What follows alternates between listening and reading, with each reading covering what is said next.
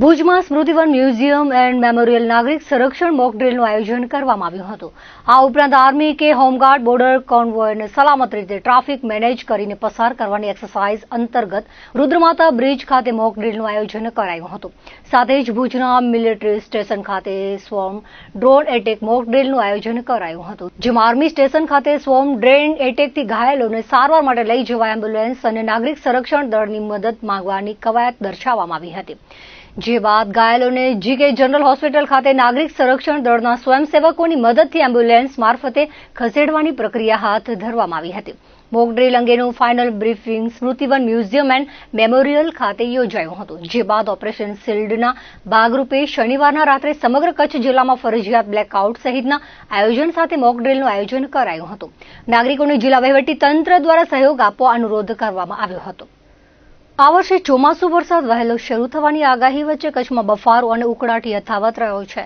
મે માસના અંતિમ દિવસોમાં જિલ્લાના તમામ મથકો પર મહત્તમ તાપમાનનો પારો 40 ડિગ્રીની આસપાસ રહેતા પ્રખર ગરમીની અનુભૂતિ થઈ હતી. સાથે હવામાં ભેજના ઊંચા પ્રમાણથી ઉકળાટ અનુભવાયો હતો. સરેરાશ 15 કિલોમીટર પ્રતિ કલાકની ઝડપે પવન ફૂંકાતા ધૂળની ડમરીઓના કારણે ધૂંધળો માહોલ છવાયો હતો. મહત્તમ તાપમાનની સાથે લઘુત્તમ તાપમાન પણ ઊંચું રહેતા રાત્રિના સમયે પણ લોકોને ઉકળાટથી રાહત મળી ન હતી. જોકે આગામી સપ્તાહમાં વાતાવરણમાં કોઈ ફેરફાર થવાની સંભાવના ન હોવાનું હવામાન વિભાગની આગાહીમાં જણાવાયું છે. કચ્છની કેસર કેરીનું બજારમાં આગમન થતાં લોકોની આતુરતાનો અંત આવ્યો છે. કેરીના શોખીનો મે મહિનાની શરૂઆત થાય ત્યારે કચ્છની કેસર કેરીની આતુરતાથી વાટ જોતા હોય છે. આ કેરી બજારમાં આવવાની સાથે અન્ય ગીરની કેરી, હાફૂસ, બદામની ડિમાન્ડ ઓછી થઈ જાય છે. કચ્છની કેસર કેરી છેલ્લા 10 દિવસથી બજારમાં આગમન થઈ ચૂક્યું છે, ત્યારે કેરીના શોખીનો તેને ખરીદતા જોવા મળે છે. કેરીની સિઝનની વાત કરીએ તો ચાલુ સિઝનમાં કેરીનો ખૂબ સારો ફાલ ઉતરશે તેવું ખેડૂતો અનુમાન લગાવી રહ્યા હતા, પરંતુ કુદરતી આફતના કારણે અનેક વાડી ખેતરોમાં આંબાના ઝાડને નુકસાન થયું હતું. હાલ વાતાવરણમાં આવેલ પરિવર્તનથી બાગાયત પાકોને નુકસાન થયું છે. કમોસમી વરસાદ, વાતાવરણમાં વિષમતા અને ગરમ પવનના કારણે કેરીના પાકને આંશિક નુકસાની થઈ હતી. છતાં ધરતીપુત્રોની અથાગ મહેનત થકી મે મહિનાના અંતમાં અને જૂન મહિનાની શરૂઆતના સમયમાં કેરી બજારમાં આવે છે. અગાઉ એક ઝાડમાંથી 20 થી 35 કિલો કેરી મળતી હતી, તેમાં 50% ઘટાડો થયો છે. છેલ્લા થોડા વર્ષોથી કચ્છની આબોહવામાં ફેરફાર થયો છે. સરેરાશ ચોમાસુ વરસાદનું પ્રમાણ વધ્યું છે. સાથે જ દર વર્ષે શિયાળા અને ઉનાળાની સિઝન દરમિયાન અણધાર્યા વાતાવરણીય બદલાવ, કમોસમી માવઠાના કારણે કચ્છમાં બાગાયતી ક્ષેત્રે વ્યાપક નુકસાની થઈ છે. દર વર્ષે કોઈને કોઈ કુદરતી આફત આવી જતી હોવાથી બાગાયતી પાકોને નુકસાન થયું છે. ખાસ કરીને કેસર કેરી, ખારેક જેવા પાકોમાં મોટા નુકસાનથી ખેડૂતો હવે બાગાયતી ક્ષેત્રે વાવેતરમાં પણ ફેરફાર કરી રહ્યા છે. કચ્છમાં મોડે કચ્છની કેસર કેરીનું બજારમાં આગમન થયું છે, પરંતુ આ વર્ષે ચોમાસું વહેલું બેસે તેવી સંભાવના હોવાથી ખેડૂતો અને વેપારીઓ વહેલી તકે માલનો નિકાસ કરી દેવામાં ઉતાવળા થયા છે.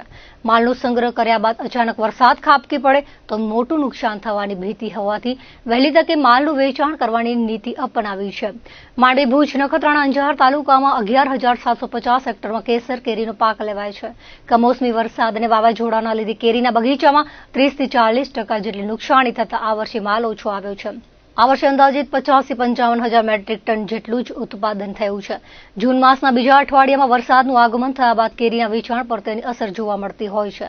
તેથી વેપારીઓ વહેલી તકે માલનો નિકાલ કરવામાં ઉતાવળ કરી રહ્યા છે. જથ્થાબંધ બજારમાં 2-5 રૂપિયાનો ભાવ ફેર મળતો હોય તો પણ સોદો કરી નાખવાની તૈયારીઓ દાખવી રહ્યા છે. કચ્છ પ્રવાસનનો સૂર્ય મધ્યાહને ઝળહળી રહ્યો છે. કચ્છના 3 પ્રવાસન સ્થળો ધોરડો ગામ, સ્મૃતિવન અર્થક્વેક મેમોરિયલ અને ધોળાવીરા વર્લ્ડ હેરિટેજ સાઇટને વૈશ્વિક સન્માન પણ મળ્યું છે. દર વર્ષે લાખો દેશ વિદેશના સહેલાણીઓ કચ્છની મુલાકાતે આવતા હોય છે. સાથે જ પ્રવાસન સ્થળો પર સહેલાણીઓ માટે વિવિધ સુવિધાઓ પણ સરકારી અને ખાનગી ધોરણે ઊભી કરવામાં આવી છે. પરંતુ દેશ વિદેશના સહેલાણીઓથી વર્ષભર ધમધમતા ધોળાવીરા ખાતે કેટલીક માળખાગત સુવિધાઓનો અભાવ હોવાની ફરિયાદો સમયાંતરે ઉઠતી રહે છે. કચ્છના ખડીર વિસ્તારમાં ધોળાવીરા વર્લ્ડ હેરિટેજ સાઇટ આવેલી છે. આ સ્થળેથી લોકોને હડપ્પીય સંસ્કૃતિના અવશેષો, નગર રચનાઓ વગેરે જાણવા સમજવા મળે છે. પુરાતત્વમાં રસ ધરાવતા લાખો દેશ વિદેશના સહેલાણીઓ ધોળાવીરા આવે છે, પરંતુ વૈશ્વિક ઓળખ ધરાવતા આ વિસ્તારમાં બેન્કિંગ જેવી પાયાની સુવિધાનો અભાવ હોવાથી પ્રવાસીઓને મુશ્કેલીમાં મુકાવવું પડે છે. સ્થાનિક જાગૃત ખડીરવાસીઓના જણાવ્યા અનુસાર ખડીરના 7 ગામો પૈકી એકેય ગામમાં કોઈ પણ બેંકની શાખા આવેલી નથી. એટલું જ નહીં, હજારો પ્રવાસીઓ અહીં આવતા હોવા છતાં કોઈ પણ ખાનગી કે રાષ્ટ્રીયકૃત બેંકના એટીએમની પણ વ્યવસ્થા ન હોવાથી દૂર દૂરથી આવતા પ્રવાસીઓને મુશ્કેલી પડતી હોય છે. ખડીરના કલ્યાણપર, રતનપર, ધોળાવીરા, જનાણ, અમરાપર વગેરે ગામના લોકોને પણ બેંકની સુવિધા સ્થાનિકે ન હોવાથી મોટા ગામો કે શહેરો સુધી ધક્કા ખાવાની ફરજ પડે છે. કેન્દ્ર અને રાજ્ય સરકારની અનેકવિધ યોજનાઓ અને સબસિડીનો લાભ હવે લોકોને સીધો જ બેંક ટ્રાન્સફરથી મળે છે, પરંતુ ગામમાં કોઈ જ બેંકની શાખા ન હોવાથી બેંક સંલગ્ન કામો માટે પણ નાણાં અને સમય ખર્ચી ખડીરવાસીઓને ધક્કા ખાવાની ફરજ પડે છે. આ વિસ્તારના ચૂંટાયેલા જનપ્રતિનિધિઓ પણ ખડીરમાં બેંક અને એટીએમની સુવિધા શરૂ થાય તે માટે રસ દાખવતા નથી. આ વિસ્તારના મોટા ગજાના રાજકારણીઓને માત્ર રિસોર્ટ ઉભા કરવામાં જ રસ હોય તે માત્ર અંગત સ્વાર્થને આગળ રાખી રોડ, રસ્તા, પાણી જેવી સુવિધાઓ માટે સમયાંતરે અવાજ ઉઠાવતા રહે છે, પરંતુ ખડીરવાસીઓને બેંકની સુવિધા સ્થાનિકે મળી રહે તે માટે રજૂઆત કરવા આગળ આવતા જ નથી, તેવો બળાપો સ્થાનિકોએ વ્યક્ત કર્યો હતો. આજના ટેકનોલોજીના યુગમાં મોટાભાગના નાણાકીય વ્યવહારો ઓનલાઈન થઈ ગયા છે, પરંતુ ખડીરવાસીઓને હજુ બેંકની શાખા કે એટીએમ જેવી પાયાની સુવિધા પણ મળી નથી. આ વિસ્તારમાં વહેલી તકે બેંકની શાખા શરૂ થાય અને એટીએમની વ્યવસ્થા ઉભી કરવામાં આવે તેવી લાગણી સ્થાનિકો વ્યક્ત કરી રહ્યા છે. ડિજિટલ ભારત એ એકમાત્ર સૂત્ર કે વિચાર માત્ર જ નહીં, પરંતુ જાહેર વ્યવસ્થાનો મુખ્ય ભાગ છે. આધુનિક ટેકનોલોજીના યુગમાં કામકાજ અને વ્યવહારની પદ્ધતિમાં આમૂલ પરિવર્તન આવ્યું છે. ડિજિટલ ભારત અભિયાનના ભાગરૂપે આજે મોટાભાગના સરકારી કામકાજ ઓનલાઈન થઈ ગયા છે. શાળા કોલેજોમાં પ્રવેશથી માંડી સરકારી સહાય અરજીઓનું સ્વરૂપ બદલાયું છે. દરેક કામકાજ હવે ઓનલાઈન થાય છે. તમામ પ્રકારના ડોક્યુમેન્ટ પણ ડિજિટલ સ્વરૂપમાં સબમિટ થતા આવ્યા છે. દેશના પૂર્વ વડાપ્રધાન સ્વર્ગસ્થ રાજીવ ગાંધીએ એક વખત કહ્યું હતું કે દિલ્હીથી નીકળેલ ₹1 લાભાર્થી સુધી પહોંચવા 15 પૈસા રહી જાય છે. આજના ડિજિટલ યુગમાં કેન્દ્ર સરકારે દરેક પ્રકારના યોજના કે લાભ કે સબસિડી લાભાર્થીના બેંક ખાતામાં સીધી પહોંચે તેવી વ્યવસ્થા ગોઠવી છે. ડિજિટલ ભારતના સૂત્ર સાથે મોટાભાગની કામગીરી ઓનલાઈન થઈ જતા કચેરીઓ પરનું ભારણ ઘટ્યું છે, સાથે અરજદારોને પડતી હાલાકી પણ ઘટી છે. પરંતુ જમીન મિલકતના વ્યવહારોમાં હજુ સુધી ડિજિટલ ભારતની પરિકલ્પના અનુસાર વ્યવસ્થા ગોઠવાઈ નથી, જેથી કચ્છમાં સબ રજિસ્ટ્રાર કચેરીઓમાં આજે પણ અરજદારોની કતારો જોવા મળે છે. અરજદારોના ધસારાને પહોંચી વળવા માટે ટોકન પ્રથા અમલી બનાવવામાં આવી છે, પરંતુ 6 વર્ષ સર્જાતી ટેકનિકલ ખામી કે સર્વરના ધાંધિયાના કારણે ટોકન પ્રથા રફેદફે થઈ જતા અરજદારોને હાલાકીનો ભોગ બનવું પડે છે. મિલકત વેચાણ, ખરીદી, સાટા કરાર, ભાડા કરાર, ગીરવે રાખવી, દાનપત્ર કે પાવર ઓફ એટર્ની જેવી તમામ નોંધણી માટે અરજદારોને રૂબરૂ હાજર રહેવાની ફરજ પડે છે. પરંતુ હવે આવનાર દિવસોમાં સબ રજિસ્ટ્રાર કચેરીએ ભીડ, ભૂતકાળ બંને તેવા સંકેત સાંપડી રહ્યા છે. ભારત સરકાર જમીન અને મિલકત વ્યવહારોને સરળ અને પારદર્શક બનાવવાના પ્રયત્નરૂપે હવે દસ્તાવેજોની નોંધણી પ્રક્રિયા માટે 117 વર્ષ જૂના કાયદાને બદલે એક નવો સમય યોગ્ય કાયદો લાગુ કરવા જઈ રહી છે. રજિસ્ટ્રેશન બિલ 2025 નામે તૈયાર કરાયેલા ડ્રાફ્ટને જાહેર કરીને તેમાં જનતા પાસેથી સૂચનો પણ આમંત્રિત કરાયા છે. મળતી માહિતી મુજબ આ બિલ ચોમાસુ સત્ર દરમિયાન સંસદમાં રજૂ થશે. કાયદો પસાર થયા બાદ મિલકતના વેચાણ, ખરીદી, ગીરું રાખવી, દાનપત્ર કે પાવર ઓફ એટર્ની જેવી તમામ નોંધણીઓ હવે સંપૂર્ણપણે ઓનલાઈન થઈ શકશે. હાલના કાયદા અનુસાર નાગરિકોને સબ રજિસ્ટ્રાર ઓફિસમાં જઈને દસ્તાવેજો નોંધાવવા પડે છે, જેમાં સમય, ખર્ચ અને મુશ્કેલી ભોગવવી પડે છે. નવો કાયદો નાગરિકોને ઘર બેઠા તેમના દસ્તાવેજોને ડિજિટલ પદ્ધતિથી સબમિટ કરીને નોંધણીની મંજૂરી મેળવી શકે તેવી વ્યવસ્થા માટેનો માર્ગ ખોલે છે. આ પગલું ભારતના જમીન વ્યવહારમાં ડિજિટલ ક્રાંતિ સમાન છે. કાનૂની દસ્તાવેજો હવે ઓનલાઈન પોર્ટલ પર અપલોડ કરી શકાશે. આધાર આધારિત ઓળખ પદ્ધતિની ચકાસણી થશે અને નોંધણી પ્રમાણપત્ર ઇલેક્ટ્રોનિક રીતે જ મળશે. નવો કાયદો કેબિનેટ મંત્રાલયના જમીન સંસાધન વિભાગ હેઠળ તૈયાર કરાયો છે અને તે રજિસ્ટ્રેશન એક્ટ 1908ની જગ્યા લેશે. ભારતના કેટલાક રાજ્યો જેમ કે મહારાષ્ટ્ર, કર્ણાટક અને દિલ્હી પહેલેથી જ તદ્દન મર્યાદિત રૂપે ઓનલાઈન નોંધણી પદ્ધતિ અમલમાં મૂકી ચૂક્યા છે, પરંતુ હવે સમગ્ર દેશ માટે નીતિ લાગુ પડશે. કેન્દ્રએ દસ્તાવેજોની સેન્ટ્રલ ડિજિટલ જાળવણી માટે પણ વ્યવસ્થા ઘડવાની યોજના બનાવેલી છે. આધાર આધારિત ચકાસણી પદ્ધતિ હોવા છતાં નાગરિકોની મરજી વિરુદ્ધ આધાર શેર કરવું ફરજિયાત રહેશે નહીં. તેમને અન્ય વૈકલ્પિક ઓળખ દસ્તાવેજો પણ રજૂ કરવાની છૂટ આપવામાં આવશે તેવું જાણવા મળી રહ્યું છે. કચ્છના કંડલા અને મુન્દ્રા બંદરના વિકાસની યશોગાથા દેશભરમાં ચર્ચાઈ રહી છે. કચ્છના બંને બંદર પર આયાત નિકાસના નવા કીર્તિમાનો રચાયા છે, પરંતુ જ્યારે કંડલા અને મુન્દ્રા બંદર કાર્યરત પણ થયા ન હતા તે પહેલા કચ્છનું માંડવી બંદર પોતાની આગવી ખાસિયતના કારણે જગવિખ્યાત થયું હતું. રાજાશાહીના કાળમાં માંડવી બંદર પર 84 દેશોના વાવટા ફરકતા હતા. અખાતી અને આફ્રિકન દેશો સાથેનો વેપાર માંડવી બંદરેથી જ થતો હતો. એક સમયે ખૂબ જલાલી ધરાવતું બંદર કાળક્રમે નામશેષ થઈ ગયું છે. માંડવીમાં વહાણ બનાવવાનો ઉદ્યોગ મૃતપ્રાય થવાની કગારે પહોંચ્યો છે. એક સમય હતો જ્યારે માંડવીના દરિયા કિનારે વહાણ બનાવવા જગ્યા પણ મળતી ન હતી. ખૂબ મોટી સંખ્યામાં વહાણો બનતા હતા.